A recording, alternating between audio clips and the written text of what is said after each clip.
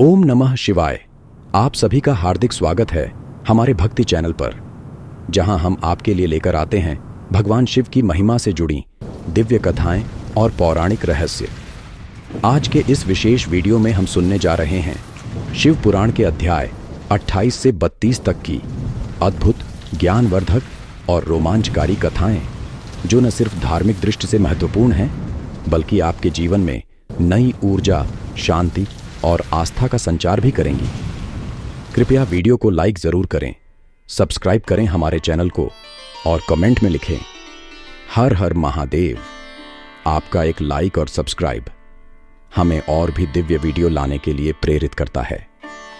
तो चलिए आरंभ करते हैं आज की पवित्र कथा। 28वां अध्याय, हंस रूप यतिनाथ अवतार। नंदीश्वर बोले, एक समय की बात है, निषाद देश में वीरसिंह नामक एक राजा राज्य करते थे। वे अत्यंत धर्मात्मा, शिव भक्त और प्रजापालक थे। उनके राज्य में एक यति नाम का सन्यासी भी रहा करता था, जो पूर्ण रूप से भगवान शिव को समर्पित था। वहीं एक स्थान पर एक भील और उसकी पत्नी भी निवास करते थे। वे दोनों भी अत्यंत भक्तिभाव से शिव जी की पूजा किया करते थे। एक दिन वह भील भोजन की खोज में वन की ओर निकल पड़ा और संध्या समय वापस लौटा। तभी भगवान शिव यतिनाथ का रूप धारण कर उसकी परीक्षा लेने वहां पहुंचे। उन्होंने एक साधु का वेश बना रखा था। यति को देखकर भीलनी ने उन्हें आदरपूर्वक अपने घर पर रुकने का आग्रह किया। साधु रूपधारी शिवाजी ने कहा, मैं केवल एक रात्रि ठहरूंगा, प्रातः होते ही चल दूंगा। भीलनी ने अपने पति से कहा, आप अतिथि की सेवा करें, मैं भीतर रहूंगी। इस पर भील ने अपनी पत्नी को भीतर रहने का आग्रह किया और स्वयं बाहर जाकर साधु की सेवा करने लगा। रात्रि बीत गई, परंतु प्रातः होते ही वह भील जंगली पशुओं का शिकार बन गया।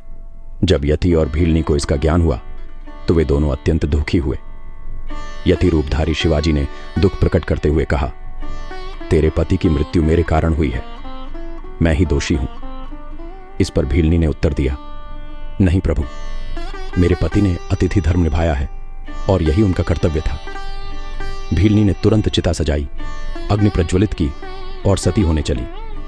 जैसे ही वह अग्नि में प्रवेश करने लगी, तभी वहां भगवान शिव प्रकट हो गए।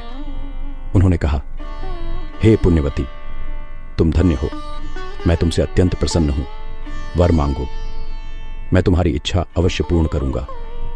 भगवान शिव ने आगे कहा, अगले जन्म में मैं हंस रूप में अवतार लूंगा और तुम विदर्भ देश के राजा भीमराज की पुत्री दमयंती के रूप में जन्म लोगी। उसी समय वह भील निषाद देश के राजकुमार के रूप में जन्म लेकर राजा नल कहलाएगा। मैं हंस रूप में आकर तुम दोनों का मिलन कराऊंगा। तुम दोनों इस जीवन में समस्त राजभोग भोग कर अंततः मोक्ष को प्राप्त करोगे।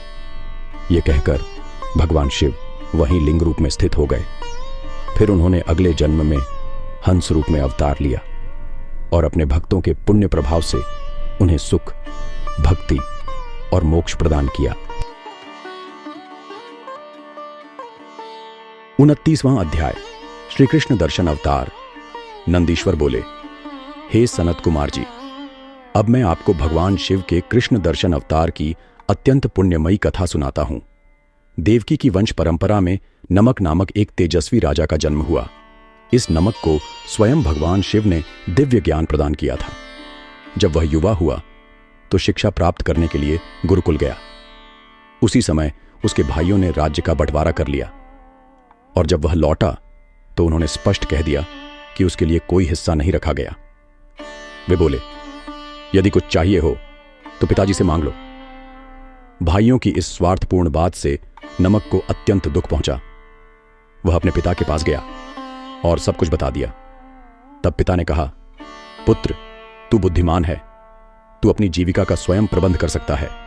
अंगिरा और एक अन्य ब्राह्मण एक महान यज्ञ कर रहे हैं, परंतु यज्ञ के अंतिम दिन एक त्रुटि के कारण वह पूर्ण नहीं हो पाएगा। यदि तू वहां जाकर विश्वदेव संबंधी सूक्तों का उच्चारण कर तो उनका यज्ञ सफल हो जाएगा। वे प्रसन्न होकर तुझे सारा यज्ञ धन दान में दे देंगे, जिससे तुझे महान समृद्धि प्राप्त होगी। पिता की आज्ञा पाकर नमक तत्क्षण उस स्थान की ओर चल पड़ा जहां वह यज्ञ चल रहा था। वहां पहुंचकर उसने पूर्ण विधिपूर्वक सूक्तों का उच्चारण किया। इससे ब्राह्मणों का यज्ञ सफल हो गया और वे परम प्रसन्न होकर स्वर्ग को चले गए। जाते जाते उन्होंने सारा यज्ञ धन नमक को दान में दे दिया। जैसे ही नमक उस धन को लेने गया, उसी क्षण भगवान शिव श्री कृष्ण रूप में प्रकट हुए और बोले, यह धन मेरा है, इस पर मेरा अधिकार है, तुम इसे नहीं ले सकते। नमक ने उत्तर दिया, हे प्रभु, यह धन मुझे यज्ञ पूर्ण कराने पर ब्राह्मणों द्वारा दान में दिया गया है। इस बात पर दोनों में वाद विवाद आरंभ हो गया। तब नमक के पिता शरद देव बोले, पुत्र, यज्ञ की समस्त सामग्री शिव स्वरूप होती है। वे ही अखिलेश्वर और यज्ञ के अधिष्ठाता हैं। यदि वे कृपा करें तो ही यह तुझे मिल सकती है।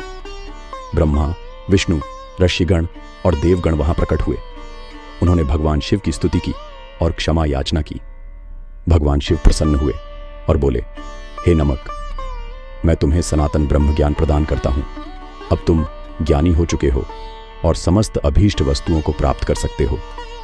यह कहकर भगवान शिव अंतर्ध्यान हो गए।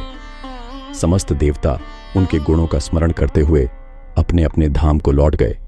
शरद देव भी नमक के साथ अपने गृह लौट आए। इस लोक में अनेक सुखों का भोग कर वे अंत में शिवलोक को प्राप्त हुए। इस प्रकार मैंने भगवान शिव के श्री कृष्ण दर्शन अवतार का वर्णन किया।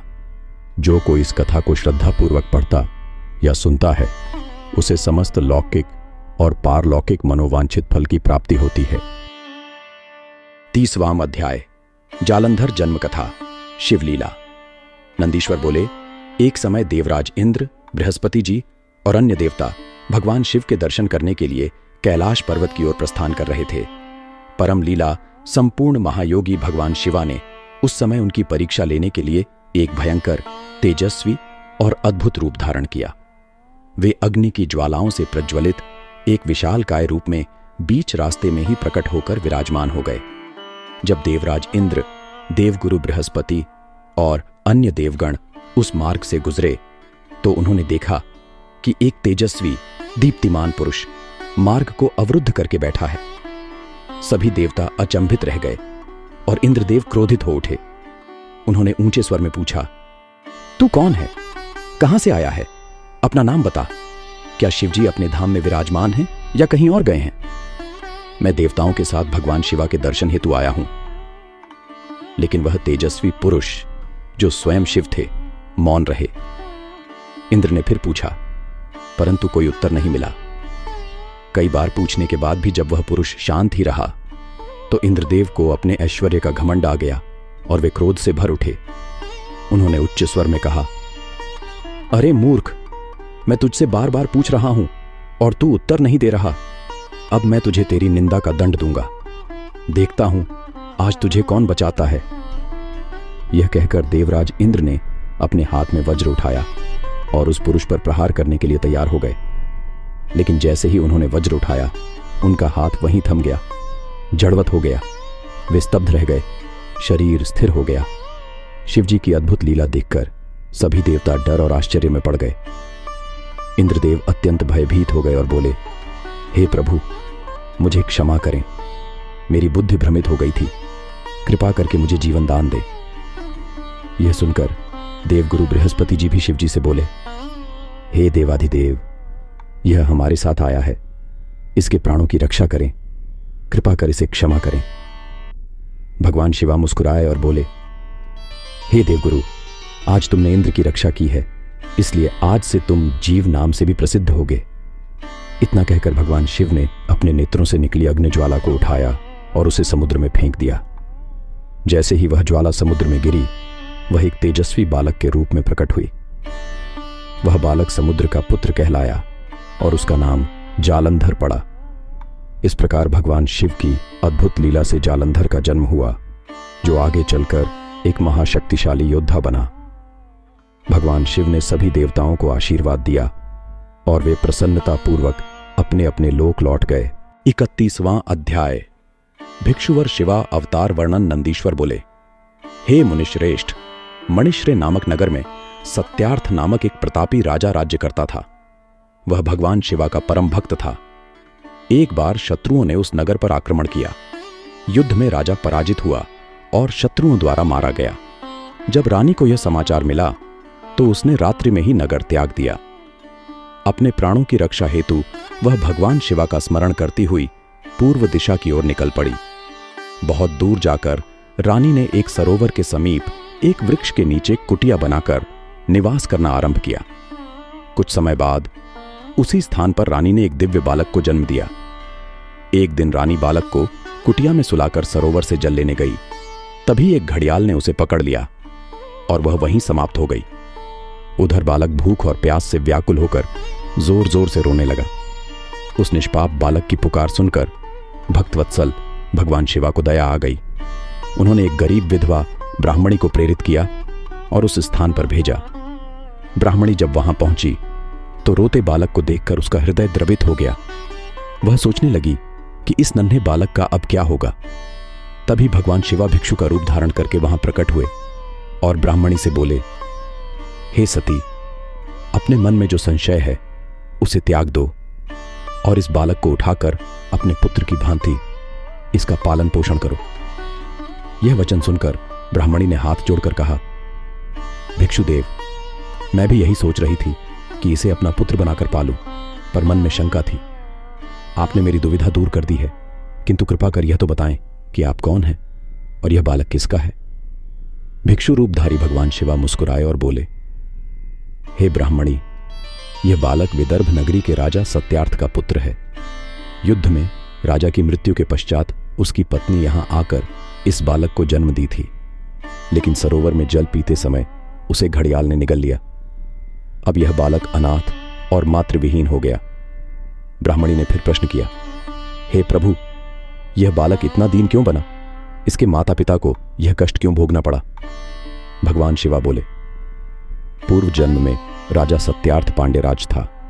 प्रदोष काल में भगवान शिवा का पूजन करते समय जब राज्य में विद्रोह की अफवाह फैली तो उसने पूजा बीच में छोड़ दी और एक सामंत को विद्रोही मानकर उसका वध करवा दिया।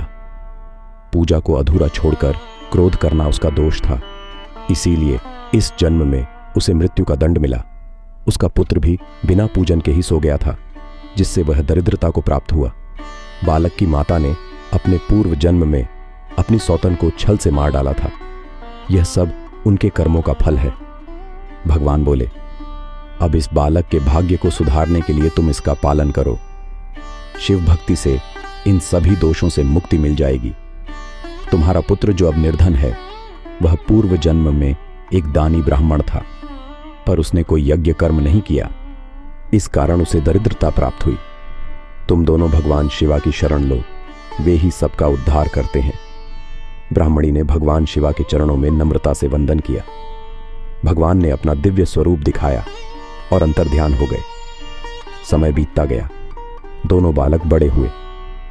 एक दिन जब ब्राह्मणी का पुत्र नदी में स्नान हेतु गया तो उसे सोने से भरा कलश मिला। इससे उनकी दरिद्रता दूर हो गई।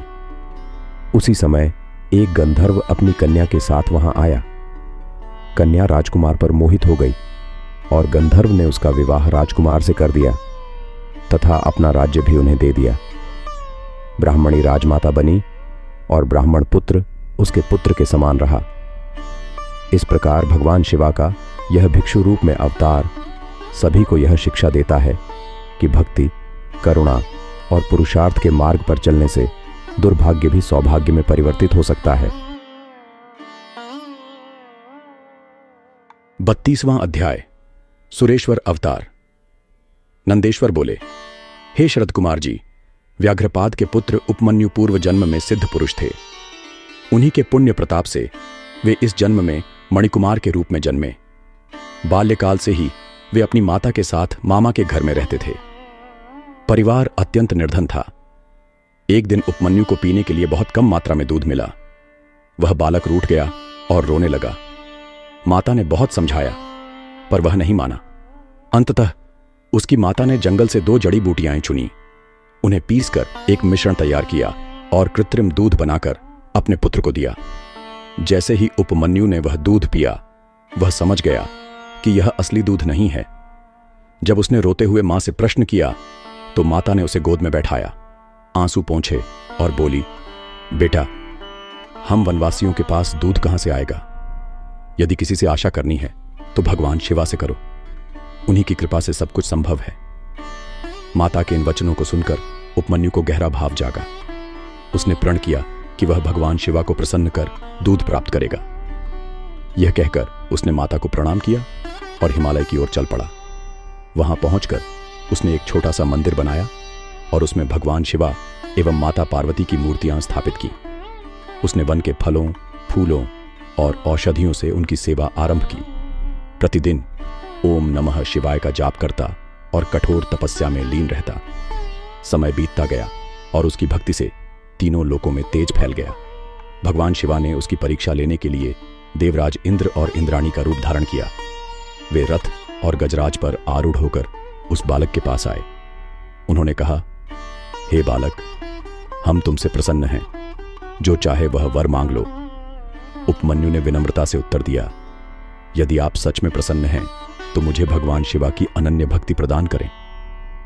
इस पर इंद्र के वेश में भगवान शिवा प्रकट हो गए और अपना दिव्य रूप दिखाते हुए बोले, मैं ही तुम्हारा पिता हूं और पार्वती तुम्हारी माता। हम तुमसे अत्यंत प्रसन्न हैं। भगवान शिवा ने उसे आशीर्वाद दिया, मैं तुम्हें सनातन कुमारत्व, दूध दही और समस्त भोजन का खजाना प्रदान करता हूं। तुम अमृत तुल्य जीवन को प्राप्त करोगे और मेरे गणों के अधिपति बनोगे। इस प्रकार भगवान शिवा ने उपमन्यु को दिव्य ज्ञान और सिद्धियां प्रदान की।